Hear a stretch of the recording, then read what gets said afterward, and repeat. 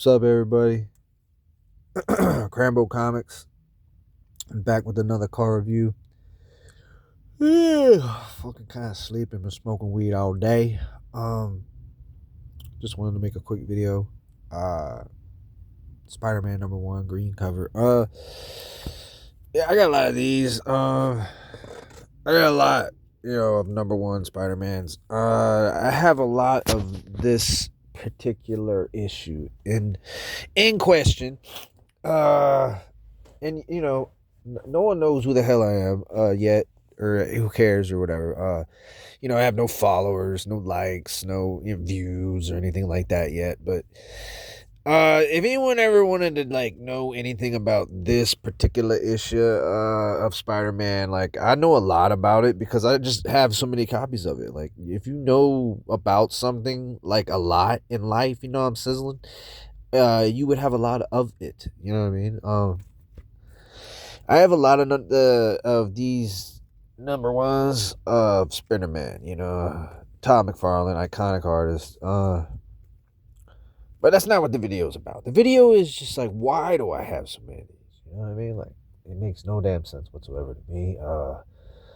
I every time I see this comic book for sale in a comic book store for some reason, I buy it. I have no idea why I do that. I don't know if I'm just addicted to this particular art style, or if it's just nostalgia reasons, or because it was something when I was a kid or something. But literally, I buy this everywhere. I also use it to gauge whether or not a comic book store is any good. You know what I mean? I'll walk in and I'll be like, oh, they got Spider-Man #1. This is a halfway decent comic shop. You know what I mean? And then other times I'll walk into a comic store and I'll be like, oh, this comic book store is shit. It doesn't even have Spider-Man #1 by Todd McFarlane. You know what I mean? I don't know why it's like this. This is why I was making this video. I was confused. I was wondering if anyone else in the world out there experiences the same problem. Why do I have so many copies of the same issue? So many different variants, and for no reason I'll just keep buying the green one even though I have so many of the green one. You know what I mean? I even have Spider-Man #1 gold variant signed by Stan Lee and Todd McFarlane. It's amazing. I just don't understand it. I'm I don't have it in the car with me because that would be weird if I just drove around with that. You know what I mean? But I mean, this is weird as it is, but you know what I mean? It could get weirder, you know what I mean? But anyway, oh yeah. And anyway, what I'm trying to say is it something with this particular issue of Spider-Man #1 that what is making me purchase this over and over and over and over? I mean, I think I have 100 probably. And it's kind of out of control because I was at the comic store earlier and I was looking around and I was like, wow, this is my favorite comic store. And then I was actually searching for this issue. I already have it. I have so many copies. I have graded. I mean, I will go over how many I have eventually, in another video, and I'll show them off or something. But for this particular issue, I have an issue. You know what I mean? That's what I wanted to say.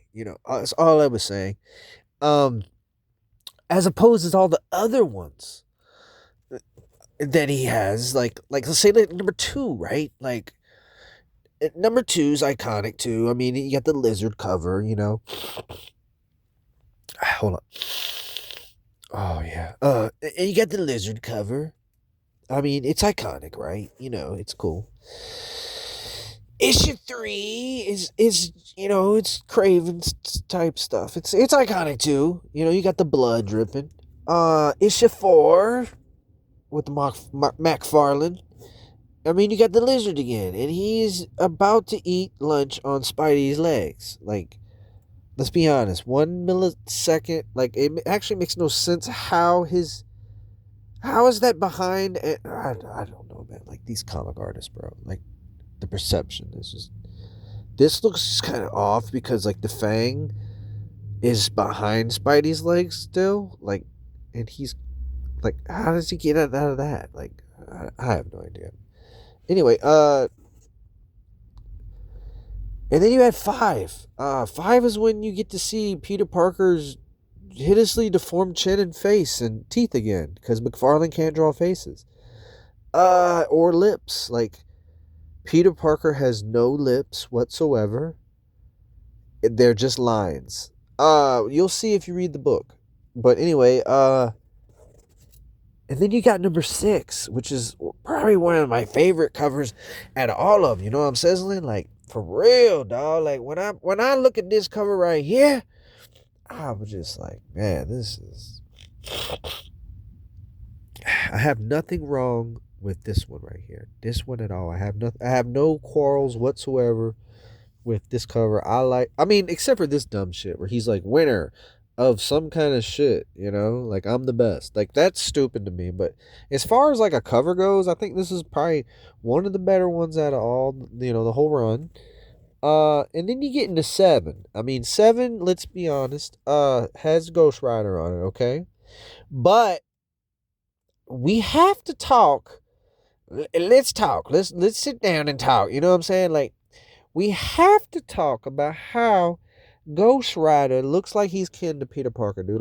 Like, Todd McFarlane cannot draw human faces so bad that even the face of Ghost Rider looks like every other human he's ever made a picture of. Like, let's be honest. I just wanted to bring that into your attention. Otherwise, this is an interesting cover. It's all right. Like, I don't understand the dynamics of his bicycle.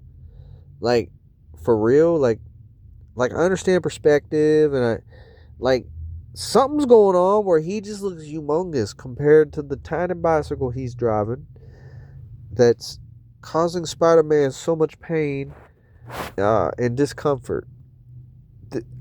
Oh, I know what it is. Spider-Man is trying to suck his own dick. Like, and it's impossible, even for Spider-Man. Like, even for Spider-Man, sucking his own dick is hard. Like, for real. Like, he's trying his damnedest. And then fucking Ghost Rider just comes in, just honestly just fucking up his whole chance of ever trying to suck his own dick ever again. And McFarlane's just drawing them all types of fucking redacted looking. Like, let's be honest, he's drawing them all fucked up. If it's a McFarlane book, you can count on there being some kind of fucked up shit happening on the cover that you're just like, what the fuck is this? But anyway, it's iconic though. But at the same time, you're like, why? You know, like, I just don't understand it, bro. Like, but anyway, let's go to the next. I just wanted to keep on. This video is not really per se to jock down on Todd McFarlane's art style, but like I thought I'd mention that about the Ghost Rider. And then there's this one right here. I have to skip all the way to 10, and I'm gonna tell you why. Believe it or not, I have every issue of Spider-Man for real. Like, this is not a joke. Like, I'm not missing 8 or 9. Like, y'all might be like, oh, Cap, he's missing 8, 9. He went from 10. What a loser. Like, he's over here talking mad shit. Like, but for real, I have every issue. Some of them I have multiple. I think I have like 8 of 8 and 9. I think I have 4 of 8 and 9. Like, let's just be for real. Like, this is no joke. I have a lot of Spider-Man comics. Like, this is not a joke. I skipped to this one only because I forgot to bring them. Like, let's be honest. For this video, like I have my place I have most of my comics at, and then another place I have another bunch of comics, and then in Virginia I actually have this whole entire series too at my mom's house. She has a bunch of my comics from back in the day when I was a kid, and this is one of the series I have all the Spider-Mans. But anyway, enough of the Spider-Man glaze and acting like I don't got it, or the denial.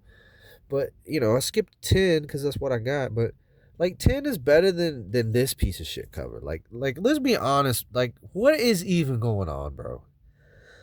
Like, this is a little more acceptable. Like, it just is. You got some shadow working. You got Wendigo still making no sense. Like, body wise. Like, where the fuck is this?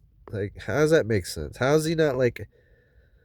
I mean, it's a good one. It's not a bad McFarlane cover. It's better. Okay, like, let's be for real. Let's skip to the next one. Let's skip to 14. I know what y'all thinking. Y'all think I don't got 11, 12, or 13. And that's blasphemous, bro. You know I do. You know I have all that shit.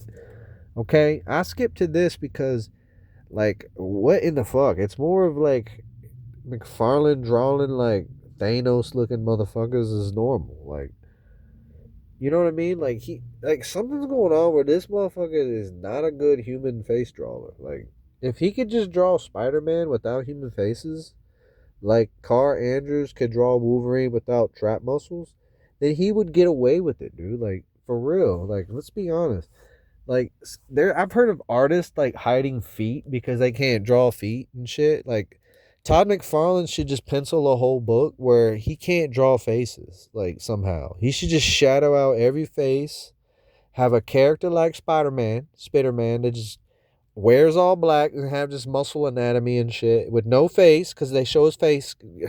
Todd McFarlane's gonna draw him looking like a butt face chin Chad looking motherfucker.